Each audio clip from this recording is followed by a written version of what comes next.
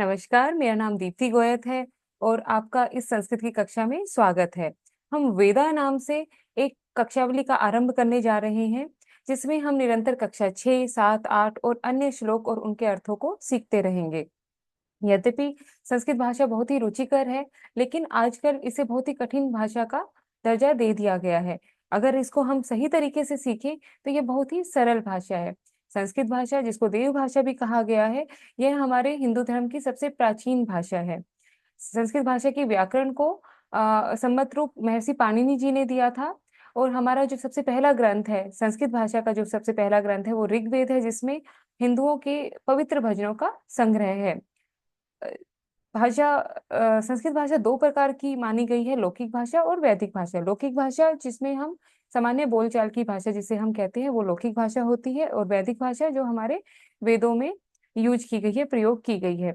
लेकिन किसी भी भाषा का ज्ञान होने के लिए हमें उसकी वर्णमाला का ज्ञान होना बहुत ही आवश्यक है। इसलिए हम आज एनसीईआरटी की बुक दीपकम का प्रथम पाठ वयम वर्णमालाम पठामह, हम वर्णमाला पढ़ते हैं, को पढ़ेंगे।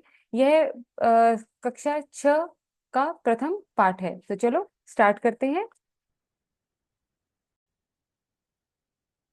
तो हमारा प्रथम पाठ है वयम वर्णमालाम पठामह, हम वर्णमाला पढ़ते हैं।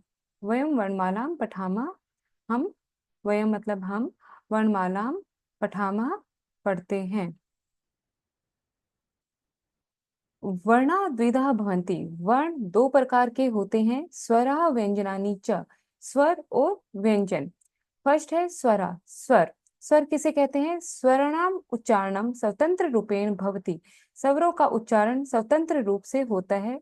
मीन्स इसके उच्चारण में हमें किसी भी हेल्प की आवश्यकता नहीं होती। स्वरा द्विधा संति, स्वर दो प्रकार के होते हैं, समान अक्षराणि संध्या अक्षराणि च, समान अक्षरों वाले और संधि अक्षरों वाले। च का मीनिंग है और।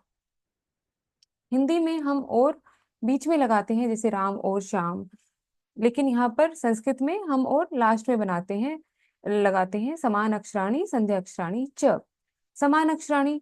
फर्स्ट हमारा है समान अक्षरों वाले शब्द। समान अक्षर कैसे हो गए? ए आ इ ई उ ऊ ए री री री, ये सारे एक जैसे हैं देखने में, इसलिए समान अक्षरों वाले स्वर हैं। असमान अक्षरों के भी दो भेद हैं, हर्ष और दीर्घ। हर्ष स्वर ए ई उ री री, दीर्घ स्वर आ ई उ री।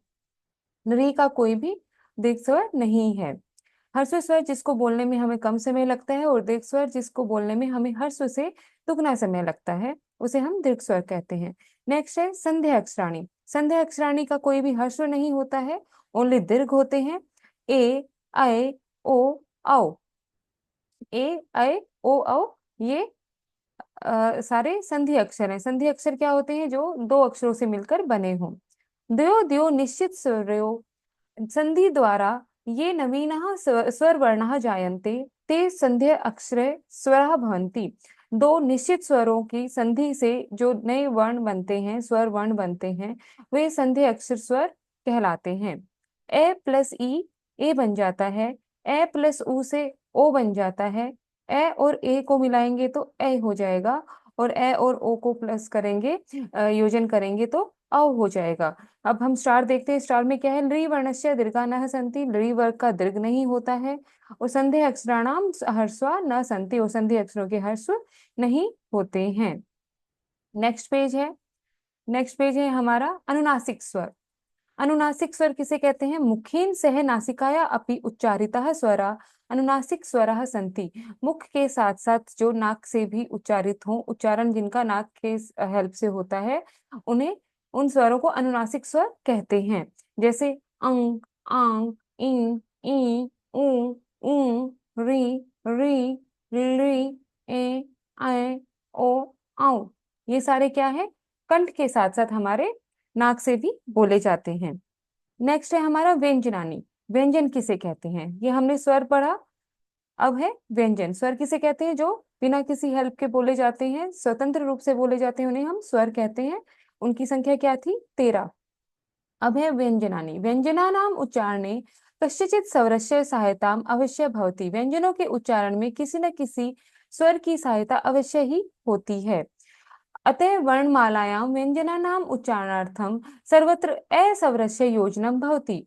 अतः वर्णमाला में व्यंजनों के उच्चारण के लिए सब जगह ए स्वर का योजन होता है। उदाहरण के लिए क प्लस अ कै, ग प्लस ए गै, ख प्लस ए खे, घ प्लस ए घै। अत्र केवलम व्यंजनम केवलम क ख ग घ इत्येव अस्ति। यहाँ पर व्यंजन केवल क ख ग घ ही हैं। अत्र असवरस्य केवलम उच्चारणार्थम योजित अस्ति। यहाँ पर ए स्वर का जो योजन है वो केवल उच्चारण के लिए किया गया है। नेक्स्ट है व्यंजनानाम चत्वारः भेदा सन्ति। व्यंजनों के 4 भेद होते हैं। वर्गः स्पर्शवर्णा, वर्ग स्पर्श वर्ण जो ग्रुप में बांटे गए हैं, कि जो 4 वर्गों में बांटे गए हैं वो स्पर्श वर्ण भी बोलते हैं इन्हें। जो जब हम जिनके उच्चारण में हमारी जो जिह्वा है मुख के जिस भी पार्ट को टच करती है, स्पर्श करती है, उसके अनुसार इनको वर्गित किया गया है। कवर्ग, कवर्ग में है क ख ग घ ड़, च छ ज झ ञ। चवर्ग में है च छ ज झ ञ। टवर्ग में ट ठ ड ढ ण। तवर्ग में त थ द ध न। पवर्ग में प फ ब भ म। लाइक क वाली लाइन पूरी कवर्ग में आ जाती है, चवर्ग में च छ ज झ वाली, और टवर्ग में ट की, टवर्ग में त वाली, पवर्ग में प वाली। वर्गीय स्पर्शा व्यंजन वर्णा स्वकीयम उच्चारण स्थान अनुसारेण पंचसु वर्गेषु विभक्ता भवन्ति। जो वर्ग स्पर्श व्यंजन वर्ण है वो अपने उच्चारण के स्थान के अनुसार 5 भागों में बांटे गए हैं। नेक्स्ट पेज पे हम चलते हैं। अगला है अंतस्थ वर्ण। अंतस्थ वर्ण क्या होते हैं? य र ल व। इनकी संख्या क्या है? 4। अंतस्था वर्णा बहुत स्वर वर्णानाम स्थाने जायन्ते। अंतस्थ वर्ण बहुत सी जगह पर स्वर वर्णों के नाम स्थान पर जाने जाते हैं। अतः इते अर्ध स्वरा इत्यपि उच्यन्ते, इसलिए इन्हें अर्ध स्वर भी कहा जाता है। ई प्लस अ य, री प्लस अ र, री प्लस अ ल, उ प्लस अ व। मतलब उ और प्लस व को अगर मिलाएंगे तो व बन जाएगा। और ये हमारे स्वर बोलने के लिए य, इसको आधा है यहाँ पे य, तो अ को मिलाने से य पूरा हो जाएगा, र में अ मिलाने से र पूरा हो जाएगा, ल एंड व। जैसे यदि प्लस अपि, यहाँ पे ई और अ मिलाया तो य हो गया, यद्यपि। पितृ प्लस आज्ञा, त्रि जो री ऋषि है और अ मिलाया तो त्र हो गया, आ की मात्रा है तो पित्राज्ञा। री प्लस आकृति, री प्लस अ मिलाया तो ल हो गया, आ की मात्रा है तो ला हो गया, लाकृति। सु प्लस आगतम, स्वागतम। उष्म व्यंजन श श श ह, ये भी 4 होते हैं। उष्णा नाम व्यंजन वर्णानाम उच्चारण समय मुखात उष्ण है वायु निसरति। उष्ण व्यंजन वर्णों के उच्चारण के समय मुख से उष्ण वायु निकलती है, गर्म वायु निकलती है। अयोगवाह वर्णा, अयोगवाह वर्णा क्या होते हैं? ये 2 होते हैं, अंग और अह। अयोग वर्णा की एक विशेषता होती है कि इनमें जो स्वर है वो इनसे पहले मिलाए जाते हैं, ना कि बाद में। अयोग वह विशिष्ट व्यंजन वर्ण अस्ति। अयोग वह विशिष्ट व्यंजन वर्ण है। अत्र उच्चारणार्थम स्वरस्य संयोजनम पूर्ववर्ती न तो पश्चात। यहाँ पर उच्चारण के लिए स्वरों का संयोजन पहले होता है, ना कि बाद में।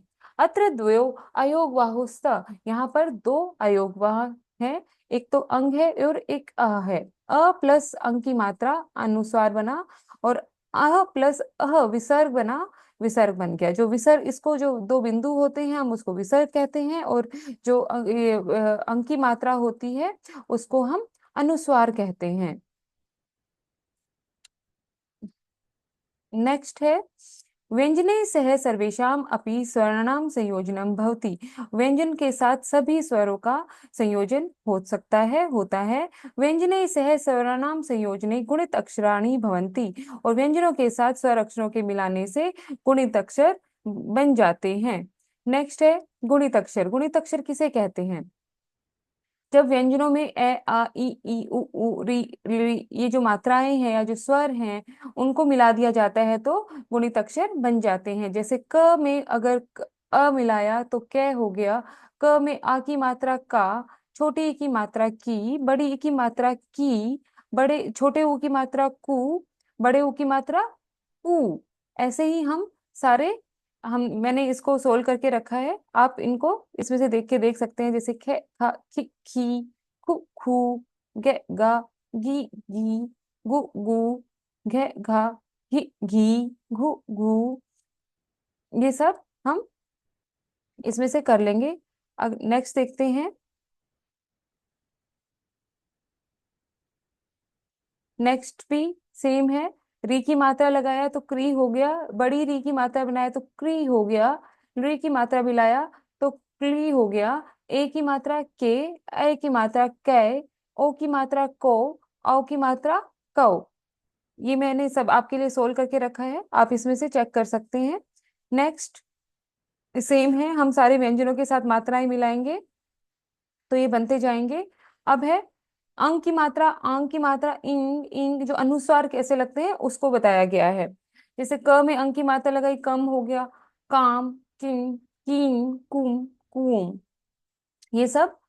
ख स्वर में मिलाया विसर्ग तो ख, ख, खी। ओके, ख, ख, खी, खी, खु, खू। यहाँ पर ये अनुस्वार नहीं आएंगे, बिकॉज हम यहाँ पर विसर्ग लगा रहे हैं। तो ये बड़ी की मात्रा खु खु खू। नेक्स्ट है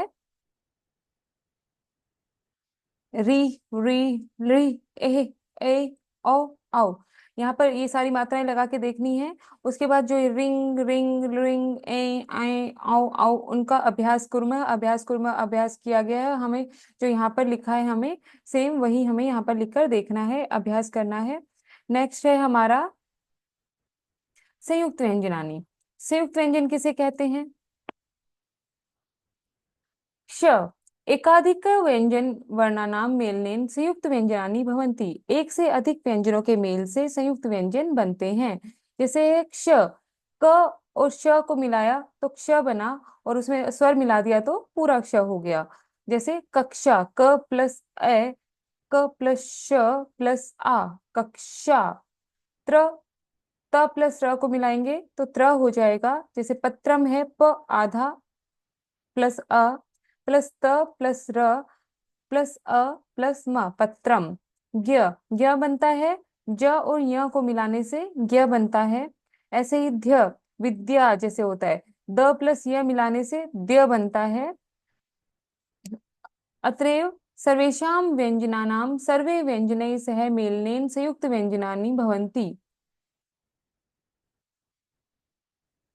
क्य, जहाँ स्वर व्यंजन किसी भी व्यंजन के साथ दूसरा व्यंजन जब मिलाते हैं तो भी संयुक्त व्यंजन बनता है। जैसे आधा क, लेकिन इसमें क्या होता है कि जो पहला अक्षर होता है वो स्वर रहित होता है, और जो दूसरा अक्षर होता है वो स्वर सहित होता है। जैसे आधा क और य मिलाया तो ये संयुक्त व्यंजन हुआ, आधा ण और र मिलाया तो ण हो गया, संयुक्त व्यंजन हो गया। आधा न और त्र मिलाया तो यह भी त्र करके संयुक्त व्यंजन हो गया। जैसे इसके जो एग्जाम्पल्स हैं, उदाहरण है, वो है चाणक्य, अर्णव, मंत्र, क्रम, क और र, इंद्र, ओष्ठ, पद्म, उष्ट्र और संध्या।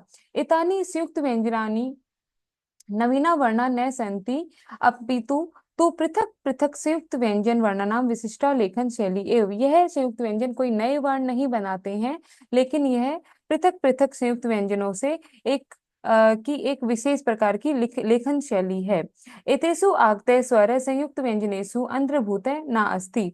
यहाँ पर आते हुए आए हुए स्वर संयुक्त व्यंजन अंतर्भूत नहीं होते हैं। नेक्स्ट है,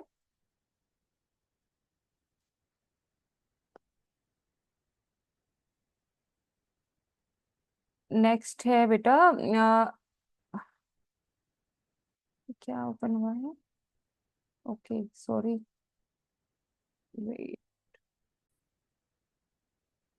नेक्स्ट है वर्ण वियोग। वर्ण वियोग, जब वर्णों को विच्छेद किया जाता है, अलग अलग किया जाता है, उसे हम वर्ण वियोग कहते हैं।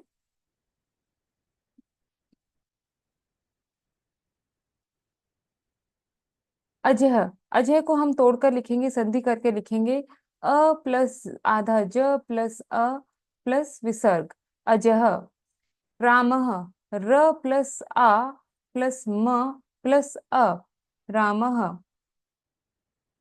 हरि, ह प्लस अ आधा र प्लस ई और प्लस विसर्ग, ये हो गया हरि। सीता, स प्लस ई बड़ी की मात्रा है, आधा त सीता, विसर्ग नहीं आएंगे बिकॉज इसमें विसर्ग नहीं दिए गए हैं। गुरु, ग प्लस उ, छोटा ऊ की ऊ है, र हलंत प्लस उ और विसर्ग, गुरु। वधु, व प्लस अ प्लस ध प्लस उ, वधु। ऋषि, री प्लस श प्लस ई प्लस विसर्ग, री स्वर माना गया है, तो स्वर में हलंत नहीं आता है। री की जो मात्रा होती है स्वर मात्रा के रूप में प्रयोग किया जाता है इसे। षटकोण आधा, ई प्लस विसर्ग, ऋषि। मातृणम, म प्लस आ त प्लस री, ण प्लस अ प्लस म, म आधा है इसलिए इसको म आधा ही लिखा, अ नहीं आया। क्लिप्तम, क प्लस री, प प्लस त प्लस अ प्लस म, क्योंकि यहाँ पे प भी आधा है और त को हमने तोड़ के लिखा त प्लस अ प्लस म, क्योंकि आगे हलंत इसमें ऑलरेडी दे रखा है। ऋकार, ल री प्लस क प्लस आ प्लस र प्लस अ और विसर्ग। इसी तरह से हम सबको कर लेंगे। मैंने ये सब आपके लिए करके रखे हैं, आप इसमें से चेक कर सकते हैं। सेम इसका वर्ण विच्छेद किया गया है। नेक्स्ट पेज है, नेक्स्ट पेज भी वही है, वर्ण है। व प्लस अ प्लस र प्लस न प्लस अ, जो हमारा ये ऊपर र होता है बेटा, ये इसको रेफ बोलते हैं और ये आधा र होता है। अगर हमारा ये वाला र आता है, ये वाला, तो ये जो व्यंजन है वो हाफ होता है और इसको पदेन बोलते हैं। जो पदेन जो र होता है ये पूरा होता है, तो ये ऊपर है तो ये ऑलरेडी आधा है। स्वर रहित है, तो व प्लस अ प्लस र प्लस न प्लस अ और विसर्ग। तो हम इसी तरह से हम सबको कर लेंगे। मैंने सब आपके लिए करके रखे, आप इसमें से चेकआउट कर लीजिएगा। नेक्स्ट भी यही है, देखते हैं नेक्स्ट। वर्ण संयोग, जैसे हमने ये वर्ण विच्छेद किया था, वर्ण योजन किया था, ऐसे ही एक ये है वर्ण संयोग।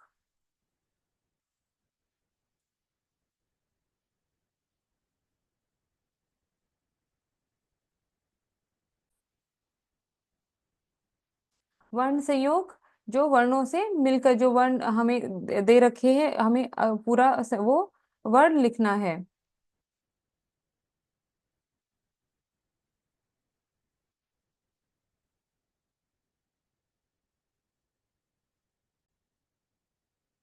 जैसे द प्लस आ श आ र अ थ ई विसर्ग, दाशरथी। ऐसे ही ह प्लस ई ही हो गया, म प्लस आ माँ हो गया, ल प्लस अ ल बना और य प्लस अ ये बन गया और विसर्ग, हिमालय, हिमालय है, हिमालय। अगला है क प्लस री, क प्लस री प्लस श प्लस न प्लस अ विसर्ग, कृष्ण। नरेंद्र, मंजुल, पुष्कर, कुट ककुट कुकटूट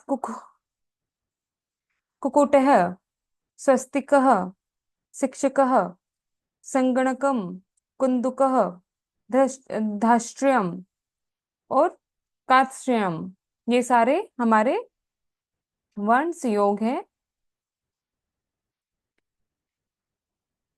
नेक्स्ट है वयम शब्दानाम जानामि जानीमः, हम शब्दों को शब्दों के अर्थ जानते हैं। वयम शब्द अर्थानाम जानीमः, हम शब्दों के अर्थों को जानते हैं। पित्राज्ञा का अर्थ है पितुः आदेश है, पिता की आदेश, फादर्स इंस्ट्रक्शंस। मातृभाषायाम अर्थम लिखु, लिखन तो हमारी राष्ट्रभाषा है हिंदी, ये लिखा हुआ है। किसी की इंग्लिश होती है वो इंग्लिश में भी दिया गया है, जिसकी जो है पंजाबी है बंगाली है वो इसमें वहां पर सबको लिख सकता है। लाकृति, ल वर्ण की आकृति, ल वर्ण का एक रूप, शेप ऑफ लेटर री। अर्णव समुद्र को बोलते हैं, हिंदी में इसको सागर बोलते हैं। सी और ओशन। उष्ट्र है क्रमेल का है ऊंट, ऊंट को बोलते हैं कैमल। और इसमें आप सब इनको लिख सकते हैं। नेक्स्ट है हमारा, सेम है। अगला है वयम अभ्यासम कुर्मः। चलो अभ्यास स्टार्ट करते हैं। कस्य चित्रम वदंतु लिखंतु च। किसका चित्र है, लिखो, बोलो और लिखो। ये क्या है, हमारे गणेश जी हैं। उस तो गणेश है। ये क्या है, नाक है, नाक को संस्कृत में बोलते हैं नासिका। ये है कबूतर, कबूतर को बोलते हैं कपोतः। ये मानचित्र भारत देश का है तो हम इसको भारत देश भी लिख सकते हैं, अदरवाइज ये मानचित्र है तो हमें इसको मानचित्र ही लिखना है। ये विसर्ग है बेटा। रामः, श्री राम जी का चित्र दिया गया हमें तो रामः। ये क्या है, ढक्का, डमरू को हम ढक्का बोलते हैं संस्कृत में। मृगः, हिरण को बोलते हैं, चम्मच को चमसः। यज्ञ, ये क्या है, यज्ञ है, हवन है, हवन को यज्ञ बोलते हैं। अगर हम ओनली अग्नि का देखें तो अग्नि ही। ये क्या है, पैर है तो पादः। नेक्स्ट है चित्रम पश्यन्तु पटिकात समुचितान वर्ण समूहान चित्वा रिक्त स्थानानि पूरयन्तु। चित्र को देखो और पट्टिका की सहायता से, जो ये पट्टिका हेल्प बॉक्स दी गई है उसकी सहायता से इसको रिक्त स्थानों को भरो। पहला हमें करके दे रखा है पंकजम, पंकजम हम कमल को बोलते हैं। अगला है चंद्रमा, चंद्रमा तो चंद्र है, चंद्र है, ये चंद्र है। अगला है सून बोलते हैं इसको, ट्रंक, सुंड है, सुंड है दिस वन। वृक्ष, श आ जाएगा। दांत है दंतः। चंचू, त्रिशूलम, अष्ट, ढक्का एंड शंखः। ये हमारे संस्कृत नेम है इन सबके। शंख का शंखः, डमरू का ढक्का, त्रिशूल का त्रिशूलम, आठ का अष्ट, दांत का दंतः, चोंच का चंचू, सूंड सुंडः, वृक्ष वृक्षः, पंकजम कमल का और चंद्रमा का चंद्रः। अगला है प्रथम वर्णेन पदम वदंतु लिखंतु च। जो पहला जो वर्ण है उसके पद को लिखो और बोलो। जैसे अ से अग्नि बना, अ से अस्त्रम बना, ऐसे क से कमलम बना और कपोतः बना। च से चक्रम, चम से चक्रम, चक्र होता है पहिया, चम से चम्मच, कपोत कबूतर, कमलम कमल का फूल। पर्वतः, प से पर्वतः बना, पर्वत, और प से पुष्पम।